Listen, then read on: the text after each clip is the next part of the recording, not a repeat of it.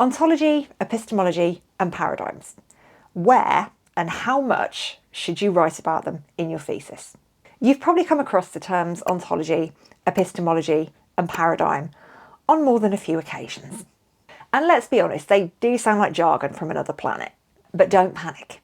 By the end of this video, you're going to have a good understanding of what they mean, and you're going to know where and how to write about them in your thesis. If we've not met before, hi, I'm Dr. Elizabeth Yardley, and through this channel, I have made it my mission to help PhD students get out of their own way and finish their doctorates.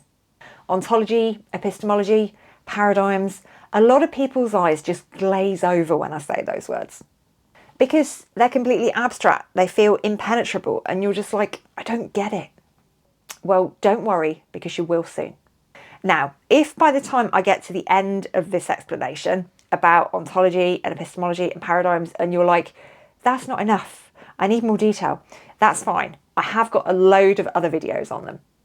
I'll link to one of them on the screen right now, and I'll also pop that in the description for later, along with a few other videos about all this nuts and bolts type stuff. But for now, here's the crash course. So when we look at ontology, we're looking at the what question.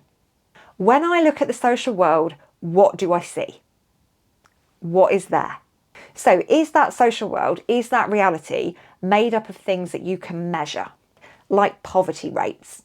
Or is it more about personal experiences and perceptions, like how poverty and inequality feel, like how people experience them?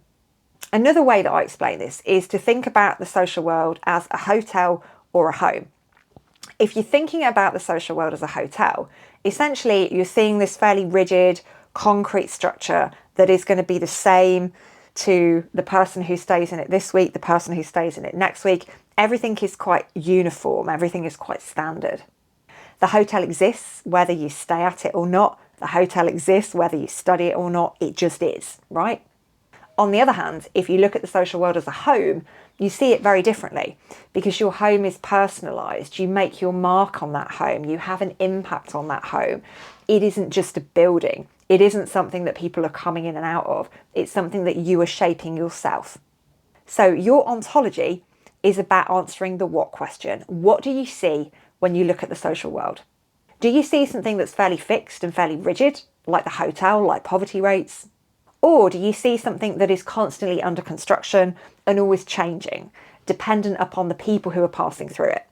So more like a home, or more like experiences of poverty. Epistemology is concerned with the how question. So in terms of ontology, we figured out what it is we're looking at. Epistemology is there to help us figure out how we go about studying that. How should I study the social world? How should I make sense of the social world? Should I stand back and observe it from a distance? I'm detached, I'm objective. Or should I immerse myself in it? Should I try and get close to people's experiences? Should I try and understand their perspectives, walk in their shoes? So that's epistemology. That's about how you believe knowledge is generated. When we arrive at the term paradigm, we're looking at the big picture. This is your worldview. Your paradigm contains both your ontology and your epistemology. Your paradigm is like an umbrella, and those two things sit underneath that. Your paradigm shapes everything. What questions you ask, how you collect data, how you interpret the results. Some of the paradigms you might come across in the social sciences are paradigms like positivism, post-positivism, interpretivism, critical realism, and pragmatism. But is pragmatism even a paradigm? That's up for debate. But anyway, those are some of the things that you might come across. I've got some other videos on those. I will link to them in the description. Now let's move on to the next questions about how and where you should write about these things in your thesis. So where should you write about ontology, epistemology, paradigms? Where do you even put them? Do you mention them in every chapter? Is there a specific spot? Like, what do you do?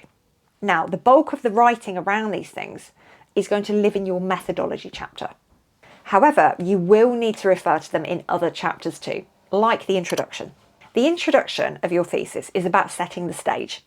It's about painting a picture, outlining the context. So this can be a good place to introduce your readers to some of those concepts, ontology, epistemology, paradigm. But do so cautiously, Okay, don't get right into it here because that's what the methodology chapter's for. However, give them a bit of a flavour of what's coming. For example, you might want to write something like this. This research adopts an interpretivist approach, which aligns with a social constructivist ontological stance, arguing that reality is not fixed or objective, but is socially constructed through human interactions, experiences, and cultural contexts. Epistemologically, it recognises that knowledge is shaped by individuals' interpretations, meanings, and lived experiences, rather than existing independently of them. Notice how this is quite short and sweet. It's just enough to give your readers some insight into where it is you're coming from, but without diving into a full-blown discussion of it. Now, before we get onto the chunky bit, the methodology chapter, I want to hear from you in the comments. Ontology, epistemology, paradigms, what are you stuck on? What is keeping you up at night? So get typing, tell me what's bothering you, and I'll help you out with that. Next up, the methodology chapter. Now, this is where the bulk of your writing around ontology, epistemology, and paradigms is going to happen. You'll need to very clearly articulate your stance in this chapter. And you'll need to explain how that's informed your research design and your methods. So here, you should address these things. Your philosophical approach, what is your stance on ontology, the what question, epistemology, the how question, and what paradigm you're operating within. You'll also need to address the rationale. So why is it that you've chosen this particular philosophical approach and paradigm? How does it align with your research aims, your research objectives, and your research questions? Also, you'll need to look at the implications for your methods. So how does your ontological, epistemological, and paradigmatic position shape the methods you've chosen? How has it led you to qualitative methods or quantitative methods or mixed methods? Here are a few sentence templates that you can use to help you with this. Firstly, ontology. This study adopts a blank ontological perspective, arguing that, describe your view of reality. In this view, explain what exists in the world and how it relates to your research. Let's put that into an example. This study adopts a constructivist ontological perspective, arguing that social realities are created through human interaction. Therefore, this research will focus on the ways individuals experience and interpret social phenomena. And in terms of epistemology, this research takes a blank epistemological approach, which implies that knowledge is blank. The approach is best suited to the research questions as it allows for and then explain why this epistemology fits your study. So let's put that into an example. This research takes an interpretivist epistemological approach, which implies that knowledge is subjective and shaped by individual experiences. This is appropriate for the study of, then say, what you're studying, where understanding participants' unique perspectives is essential. And for paradigm, this research is situated within the blank paradigm, which asserts that and then briefly say what the paradigm assumes about reality, knowledge, research. The choice of this paradigm aligns with the aims of the research as it allows for, and then you go on to explain how the paradigm shapes your methodology and your methods. So, for example, this research is situated within the interpretivist paradigm, which asserts that knowledge is subjective and socially constructed. The choice of this paradigm allows for an in-depth exploration of participants' lived experiences and their meaning-making processes. Now, you might have noticed that when I was talking about epistemology and when I was talking about paradigm, I used the term interpretivist. So interpretivism can be both an epistemology and a paradigm. Yeah, we social scientists love to confuse people. So you can be doing your research within the interpretivist paradigm, and then as a part of that, your epistemology may well be described as an interpretivist epistemology. However, you can take an interpretivist epistemology when you're located in another paradigm as well. So, for example, critical realism or pragmatism. So interpretivism and positivism as well, for that matter, can be an epistemology and a paradigm. Yeah. If you're confused about that, you're not alone. It was something that confused me for quite some time as well. So feel free to drop any comments, any questions down below, and I will help you figure this all out. I will. Now, it's also important in your methodology chapter that you link your ontology, epistemology, and paradigm to your methods.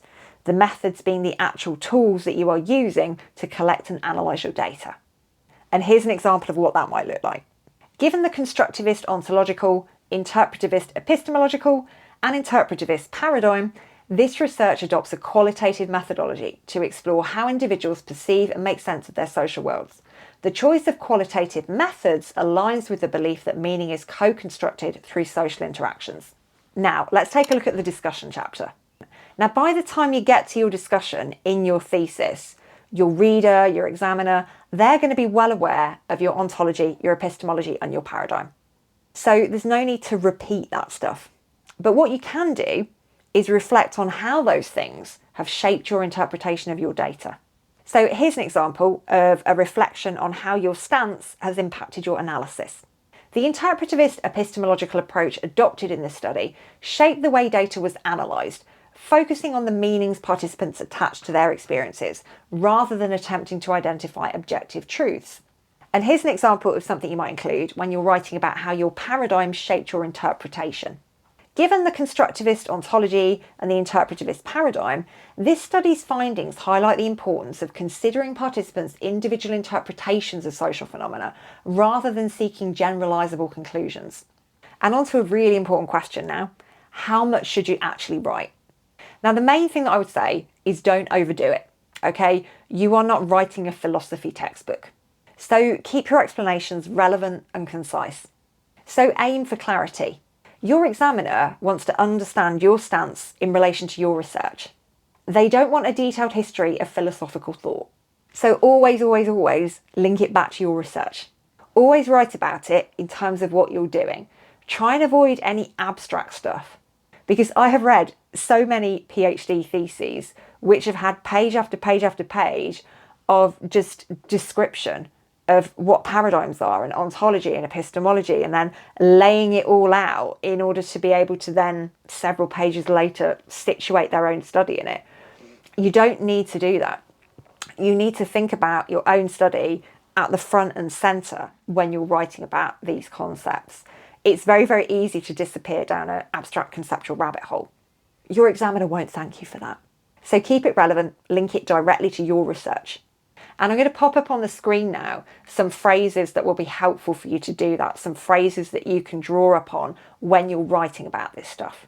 And a good rule of thumb is to write around about 1,000 words in your methodology chapter. And that's going to cover a brief explanation of your stance, your rationale for choosing it, and how it affects your methods and your interpretation of your data. And if you find yourself slipping into philosophical jargon, stop and ask yourself this: how does this help my reader understand my approach to the research? Because they don't need a deep dive into philosophy. They need to understand your approach and why that was appropriate for what you're looking at. Popping up on your screen right now is a playlist you might want to check out if you want to do a much deeper dive into all things ontological, epistemological, conceptual, theoretical, paradigmatic. I've made so many videos on these topics now, so if that floats your boat, if that's what you're interested in, go and grab coffee and snacks, and I'll see you over there.